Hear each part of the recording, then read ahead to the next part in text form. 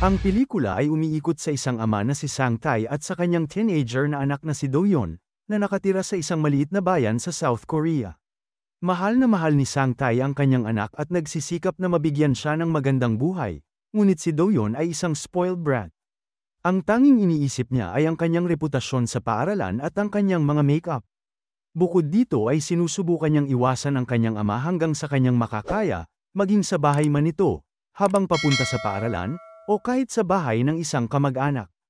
Alam ng asawa ni Sang Tae na si Kim ang tungkol sa problema, ngunit naniniwala siyang kakaiba ang kilos ng bata dahil lang sa yugto ng kanyang pagdadalaga.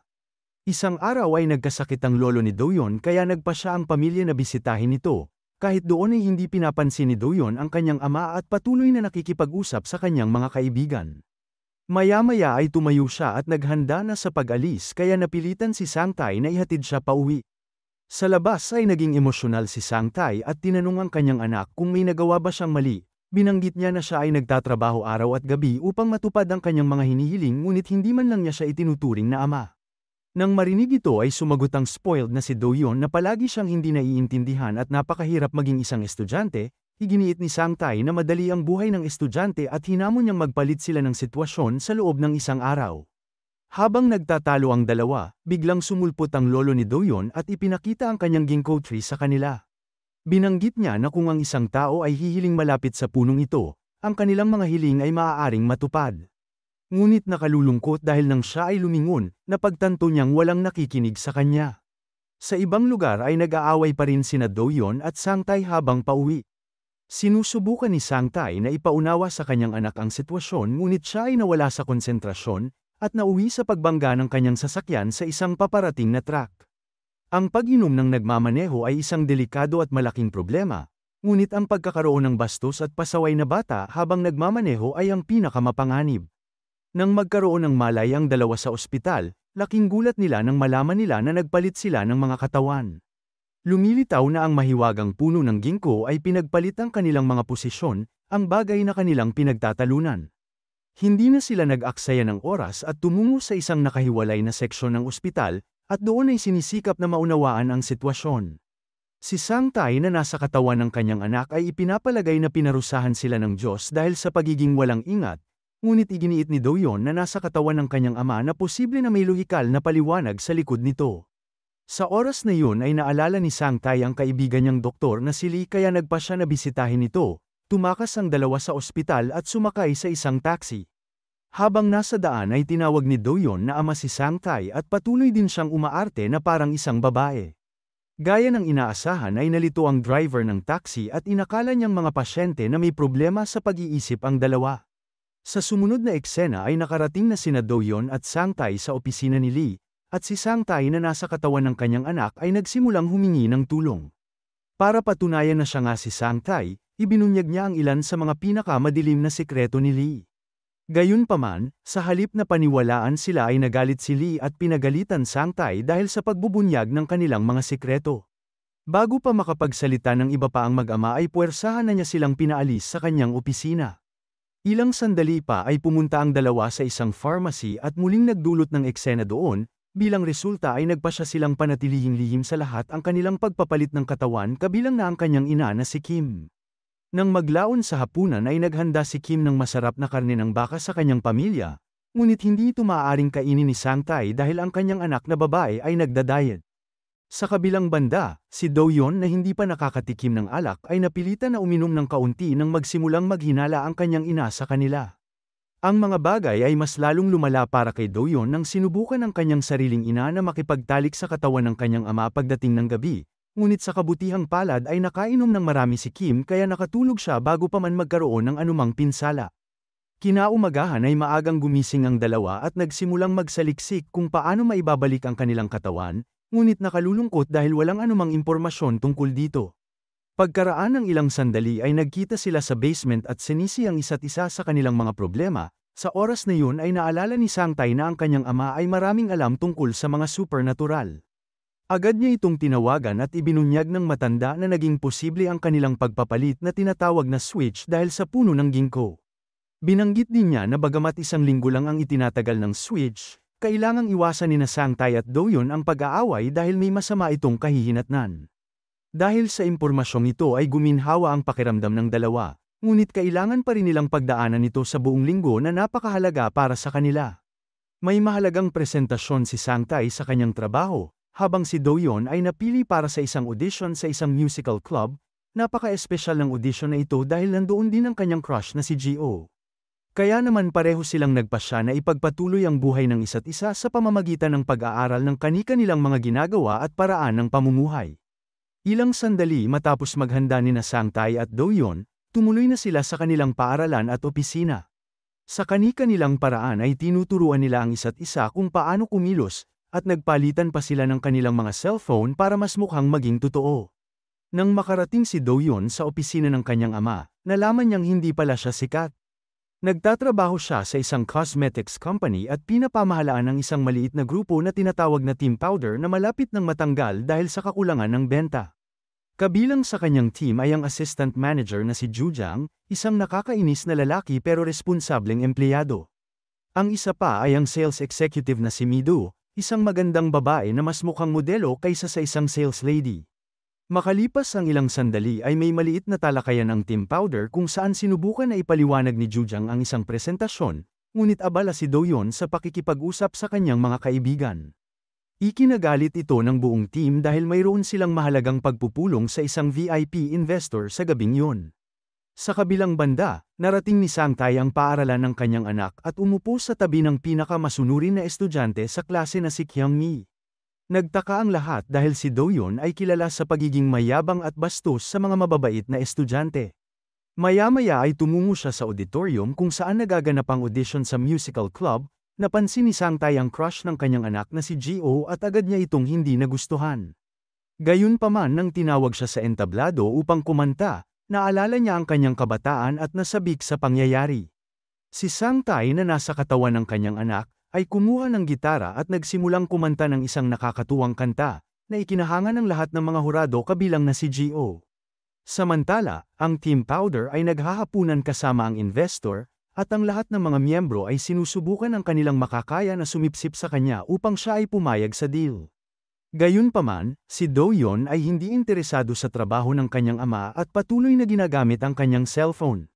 Nang masaksihan ito, binanggit ng nakainom na investor na pipirma siya sa kontrata kung si Sangtae ay kakanta sa karaoke at makakakuha ng higit sa 76 na score. Karaniwan, si Do-yeon ay walang pakialam sa pagtulong sa iba, ngunit dahil ang isang kabataan na tulad niya ay gustong-gusto ang karaoke, pumayag agad siya. Pagkatapos ay tumayo siya sa harap at nagsagawa ng isang napakagaling na pagganap, dahilan para makakuha siya ng halos perpektong score na 77.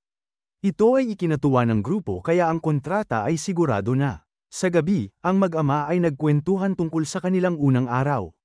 Nagalit si Sangtae nang malaman niyang nag-perform ang kanyang anak sa harap ng kanyang koponan. Gayunpaman, wala siyang nagawa kundi ngumiti sa kanya dahil ang pag-aaway ay magdudulot ng matinding implikasyon para sa kanila. Kinabukasan sa paaralan, nalaman ni Sangtae na may isasagawang pagsusulit sa klase sa susunod na araw kaya hiniling niya sa mabait na batang babae na si Kyungmi na tulungan siya. Noong una ay tumanggi si Kyungmi na sinasabing hindi siya mahilig makihalubilo sa iba, ngunit nang magpumilit si Sangtae ay pumayag na din siya. Nang gabing yun ay nag-aral ng mabuti ang mga babae para sa kanilang pagsusulit at nangangako na makakakuha ng pinakamahusay na mga marka. Sa ibang lugar, nagsimulang makipag-bonding si Do-yeon kay Mido dahil sa kanilang interes sa mga makeup. Pagkaraan ng ilang sandali ay umuwi na siya sa kanilang bahay at nadatnan ng kanyang ama na nakikipag-usap sa kanyang mga kaibigan. Galit na hinarap niya si Sangtae para sa pagdala sa kanyang mga kaibigan sa kanilang bahay, ngunit binanggit ng kanyang ama na ito ay para sa kanilang paparating na pagsusulit. Nang marinig ito ay kinutya ni Do-yeon ang kanyang ama at binanggit na napakahirap makakuha ng matataas na marka. Ngunit dahil siya ay mahilig sa kumpetensya, nangako siya na isa siya sa mangunguna sa klase. Nakalulungkot dahil sa araw ng pagsusulit nang tiningnan niya ang papel ng kwestyonaryo, nalaman niyang hindi niya masasagot ang kahit isang tanong. Pagkatapos ay ginugol na lang ni Sangtae ang sumunod na oras sa pagguhit sa kanyang papel na parang bata. Sa kabilang banda, nalaman ni Do-yeon mula sa Team Powder na papunta sa opisina ang isang marketing group para mag-shoot ng patalastas para sa lipstick. Sinubukan ni Do-yeon na kumawala sa sitwasyon, ngunit nang banggitin ni Jujang na ang kanilang koponan ang nangunguna, wala siyang pagpipilian kundi ang sumali. Nang maglaon habang naghahanda ang buong koponan, nagkaroon ng problema. Naaksidente ang marketing team kaya ang isa sa mga empleyado ng Team Powder ay kailangang humarap sa camera upang mag-endorso ng lipstick. Parehong natatakot sina Jujang at Mido na humarap sa mga camera kaya naman tumanggi silang makilahok dito, dahil walang pagpipilian, si Do-yeon na nasa katawan ng kanyang ama ay napilitang kumpletuhin ang trabaho.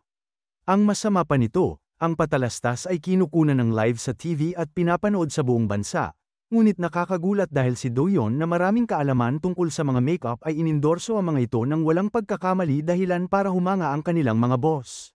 Gayunpaman, bago pa siya makapagdiwang ay nakatanggap siya ng isang tawag mula sa paaralan na sinasabi na ang kanyang ama ay nakagawa ng hindi maganda sa kanilang pagsusulit.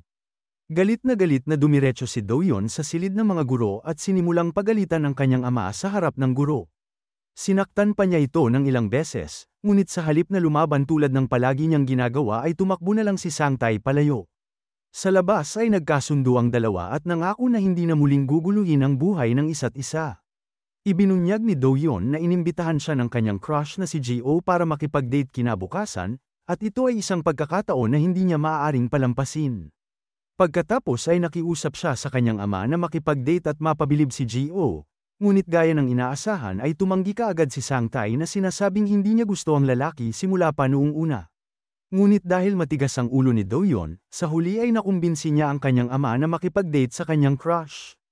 Kinabukasan ay naglalakad sina Sang-tae at Ji-oh sa daan habang ang balisang si Do-yeon ay sumusunod sa kanila mula sa likuran.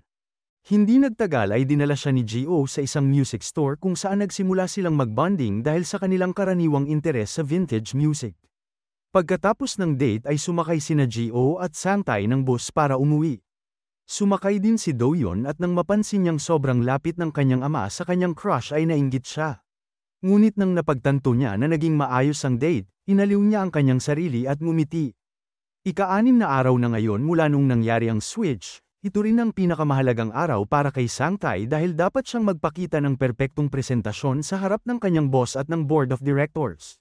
Nakasalalay pala sa presentasyon ang kapalaran ng buong Team Powder, ibig sabihin kapag hindi natuwa ang mga direktor kay Sang-tae, lahat sila ay matatanggal sa trabaho. Bago umalis ay hinikayat ni Sang-tae ang kanyang anak para sa mangyayaring presentasyon at binati siya ng magandang kapalaran. Pagkatapos ay tumungo na siya sa paaralan at sabik na naghihintay para sa pagpapasya. Makalipas ang ilang oras, nakarating si Do-yeon sa opisina kung saan naghihintay ang ilang investors, board of directors, at iba pang VIP. Ang Team Powder ay nakaupo din sa isang sulok, umaasa na ang kanilang manager ay makapaghahatid ng isang magandang talumpati na makapagliligtas sa kanilang mga trabaho. Kasabay nito ay lumabas si Sang-tae sa kanyang klase at tinawagan ang kanyang anak upang makinig sa buong presentasyon.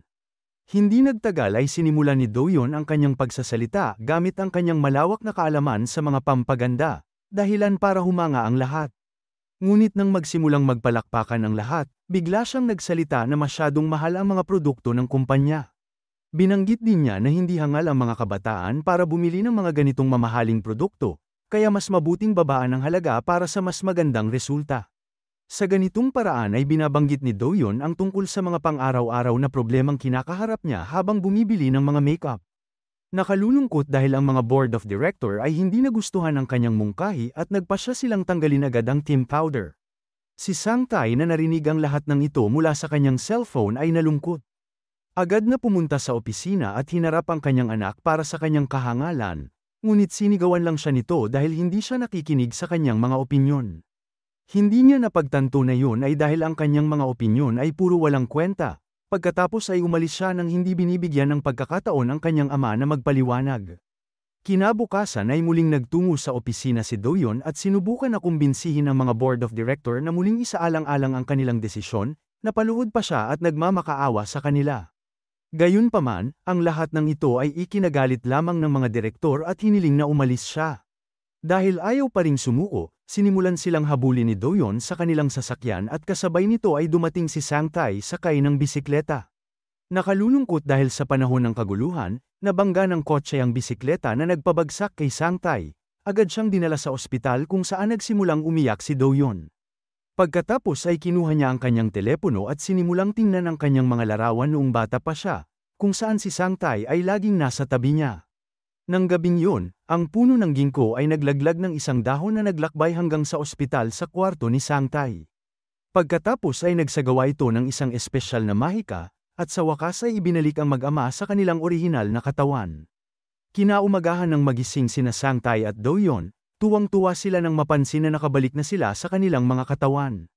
Pagkatapos ay niyakap nila ang isa't isa ng mahigpit bago lumabas ng ospital. Sa huling eksena, si Sangtai ay nakatanggap ng tawag mula kay Jujang na ipinapalam sa kanya na ang board of directors ay muling isinasaalang-alang ang kanilang desisyon at ibinalik ang team powder. Tumaas din ang kanilang mga sweldo para sa kanilang kontrobersyal na matatapang na mungkahi.